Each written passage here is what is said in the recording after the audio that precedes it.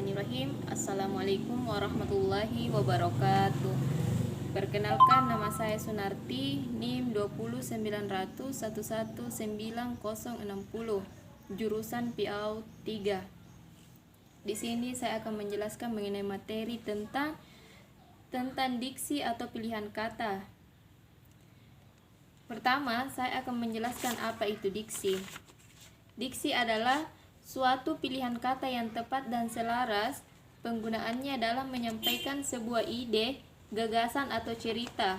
Ia meliputi gaya bahasa, pilihan kata, ungkapan, dan lain-lain sehingga yang didapatkan efek sesuai dengan yang diharapkan. Keterbatasan dalam kosakata yang dapat mengakibatkan seseorang kesulitan dalam menyampaikan maksudnya kepada orang lain, dan jika orang tersebut tidak menggunakan kosakata yang berlebihan, maka akan membuat orang lain sulit untuk dimengerti pesan yang disampaikan.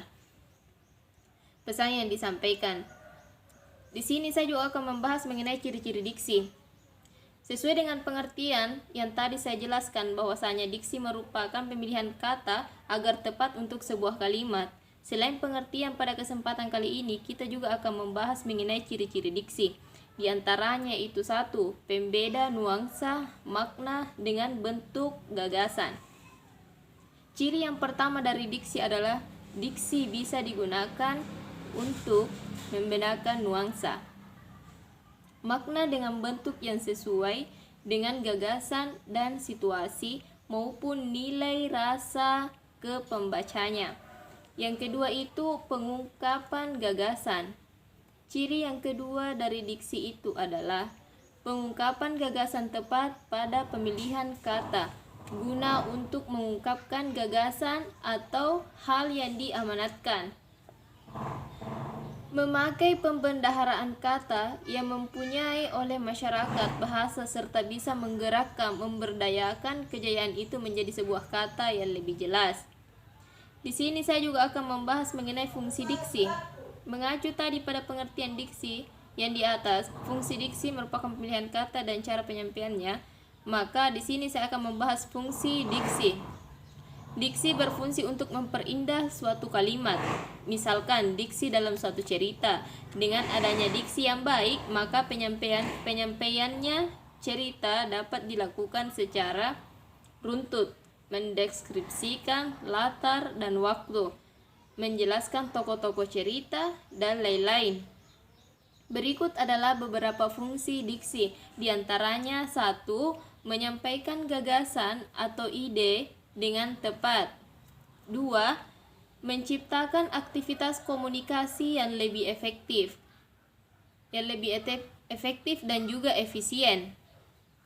Ketiga, membantu orang yang membaca ataupun mendengarkan karya sastra yang ingin disampaikan oleh pengarang. Keempat, menjadi lambang ekspresi yang ada pada suatu gagasan yang tepat sehingga dapat menyenangkan oleh pendengar atau pembacanya. Kelima, melambangkan ekspresi yang ada dalam gagasan dengan secara tepat dan verbal, tertulis dan terucap.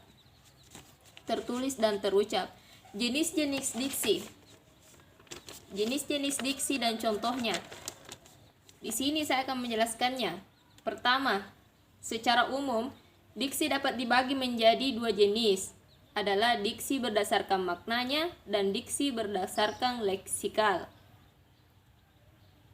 Diksi berdasarkan maknanya yaitu: 1. Konotatif. Makna konotatif adalah kata atau kalimat yang mempunyai arti bukan sebenarnya. Contoh: 1. Rama harus banting tulang untuk menghidupi keluarganya.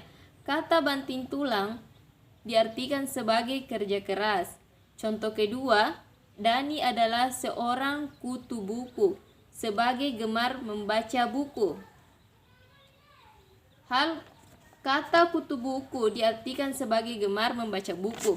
Contoh ketiga: Ibu Iqbal suka berinvestasi sejak dulu. Tahun ini Iqbal mendapatkan dunia runtuh. Kata dunia runtuh diartikan sebagai mendapat keuntungan yang melimpah. Kedua, denotatif. Makna denotatif adalah makna yang sebenarnya dari suatu kalimat atau kata yang disebut juga dengan makna apa adanya. Contoh, Rokib sering kerja keras, bekerja dari pagi sampai sore untuk menghidupi keluarganya. 2. Contoh kedua, Yahya seorang yang gemar membaca, maka tidak heran jika Yahya pintar dan pengetahuannya luas. Diksi berdasarkan leksikal, yaitu 1. Sinonim. Sinonim adalah kata yang mempunyai arti makna yang sama dengan kata lain. Contohnya, lezat. Lezat bisa juga diartikan sebagai enak. 2. Bahagia, mempunyai arti yang sama seperti senang. Antonim. Antonim adalah kata yang memiliki arti yang berlawanan dengan kata lain, seperti kata naik, lawan katanya itu turun. Contoh keduanya itu banyak, lawan katanya itu sedikit. Dan contoh ketiganya itu besar, lawan katanya adalah kecil. Homonim. Homonim adalah kata yang maknanya yang berbeda tapi lafal atau ejaannya yang sama. Contohnya, 1. Semua karyawan mendapatkan gaji setiap awal bulan. Contoh keduanya, bulan purnama saat ini terlihat bulat dan penuh di malam hari. Dapat dilihat pada kata bulan, pada kalimat yang pertama dan yang kedua. Kata tersebut memiliki lafal dan ejaan yang sama, tapi memiliki arti yang berbeda. Jika pada kalimat yang pertama menunjukkan tanggal, sedangkan kalimat yang kedua menunjukkan bulan yang ada di langit. Di sini juga saya akan menjelaskan mengenai homofon. Homofon adalah kata yang memiliki makna dan ejaan yang berbeda, tetapi lafalnya sama. Contoh, Tony menabung uangnya di bank secara rutin. Contoh kedua, Bang Agus merupakan saudaranya Tony. Dapat dilihat dari kedua kalimat tersebut.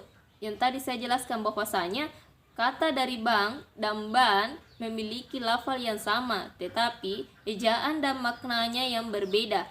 Pada kalimat pertama menunjukkan di tempat, sedangkan pada kalimat yang kedua menunjukkan arti saudara. Homograf. Homograf adalah kata yang memiliki makna dan lafalnya yang berbeda, tetapi ejaannya sama. Contoh, Anam sedang makan tahu goreng yang di warung. Contoh kedua, Ivan tidak tahu bahwa hari ini adalah hari Minggu. Dapat dilihat dari dua kalimat tersebut terdapat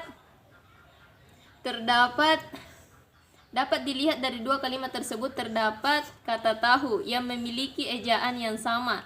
Kalimat yang pertama merupakan untuk makanan, dan kalimat yang kedua untuk menunjukkan lupa akan hari itu. Contoh yang ketiga, Ahmad memiliki mental yang sangat kuat menghadapi permasalahan hidup. Handphone Ahmad terjatuh dan langsung mentah ke lain. Dapat dilihat dari kedua kalimat tersebut tadi yang saya jelaskan bahwasanya terdapat kata mental. Kalimat yang pertama menunjukkan watak. Untuk kalimat yang kedua menunjukkan memantul ke lantai. Kata polisemi. Polisemi adalah kata yang mempunyai banyak pengertiannya. Contoh, jika Andi menabung di bank, maka Andi akan mendapat bunga dari bank. Contoh kedua, Fatima adalah bunga desa yang paling cantik. Contoh ketiga, bunga sakura merupakan bunga yang indah dan elok. Dapat dilihat dan didengar tadi, kalimat yang pertama adalah kata bunga. Merupakan keuntungan Andi jika menabung di bank, sedangkan untuk kalimat yang kedua merupakan perempuan yang paling cantik. Dan kalimat yang ketiga merupakan bunga yang berasal dari tanaman. Jadi, kata bunga di sini memiliki banyak sekali tentang pengertiannya. Kata hipernim dan hiponim, kata umum atau kata khusus. Hipernim adalah kata yang mewakili banyak kata yang lain. Jadi, suatu kata hipernim dapat menjadi kata yang umum dari penyebutan kata-kata yang lain. Sedangkan kata hiponim adalah kata yang terwakili artinya adalah oleh suatu kata ada hipernim. Oleh satu kata ada yang namanya hipernim.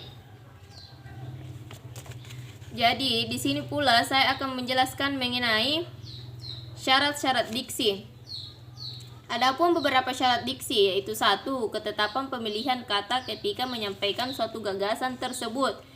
2. Dapat menguasai berbagai kosakata serta mampu memanfaatkan kata menjadi satu kalimat yang sangat jelas.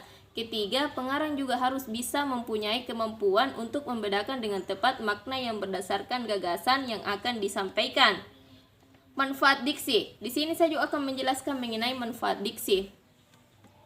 Setelah beberapa penjelasan di atas yang tadi saya jelaskan, ada 2 manfaat tentang diksi, yaitu 1. Dapat membeda-bedakan secara cermat kata-kata konotatif dan kata denotatif, bersinonim, antonim, dan kata-kata yang mirip dalam ejaan tersebut.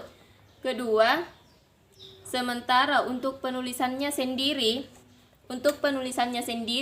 diksi bisa bermanfaat dan dapat membedakan kata-kata ciptaan sendiri dan juga kata-kata yang mengutip dari orang terkenal yang belum diterima semua oleh masyarakat, sehingga dapat menyebabkan kontroversi dalam masyarakat. Nah, di sini pula saya akan menjelaskan mengenai diksi menurut Keraf. Yaitu ada 1. Kata abstrak. Kata abstrak adalah kata yang mempunyai referensi maupun konsep. Kata abstrak lebih sering digambarkan karena referensinya tidak dapat diserap dengan panca indera manusia. 2. Kata konkret. Kata konkret adalah kata yang menunjukkan pada suatu yang bisa dilihat secara langsung atau satu atau lebih dari panca indera. Ketiga, kata umum. Kata umum adalah kata yang memiliki cakupan ruang yang cukup luas. Kata-kata umum yang menunjukkan kepada banyak hal, kepada himpunan, kepada keseluruhan. Keempat, itu kata khusus. Kata khusus adalah kata-kata yang mengacu pada pengarahan-pengarahan yang khusus pada konkret. Kata khusus untuk memperlihatkan kepada objek yang khusus. 5. Kata ilmiah. Kata ilmiah adalah kata yang dipakai untuk kaum terpelajar, terutama dalam tulisan-tulisan yang ilmiah. Contoh kata ilmiah adalah formasi, analogi, konservatif, fragmen, dan kontemporer. Keenam, kata populer. Kata populer adalah kata-kata umum yang dipakai oleh semua lapisan masyarakat, baik untuk kaum terpelajar atau oleh orang kebanyakan. Contoh kata populer adalah rasa kecewa, bukti, maju, dan gelandangan. Ketujuh, kata jargon. Kata jargon adalah kata-kata teknis atau rahasia dalam suatu bidang ilmu yang tertentu, dalam bidang seni, kumpulan rahasia, perdagangan, atau kelompok-kelompok khusus yang lain. Contoh kata jargon yaitu pro dan kontra, sikon, situasi dan kondisi, cap, kapten, profesor, dokter. Kata slang. Kata slang adalah kata-kata yang tidak standar dan informal, disusun dengan cara khas, bertenaga dan jenaka yang biasanya dipakai untuk percakapan. Kata slang merupakan kata yang murni atau tinggi. Kata asing. Yang kesembilan, kata asing. Kata asing adalah unsur-unsur yang asalnya dari bahasa asing yang masih dipertahankan bentuk dan aslinya karena belum menyatu dengan bahasa aslinya. 10. Kata serapan. Kata serapan adalah kata dari bahasa-bahasa asing yang telah disesuaikan dengan wujudnya dan struktur bahasa Indonesia. Contoh kata serapan seperti ekosistem, ekologi, musik, energi. Agar cerita yang dihasilkan lebih baik dan menarik. Itulah tadi yang saya jelaskan mengenai pengertian diksi pilihan kata baik itu dari sinonimnya, antonimnya, homograf maupun homofon serta hipernim dan hiponimnya.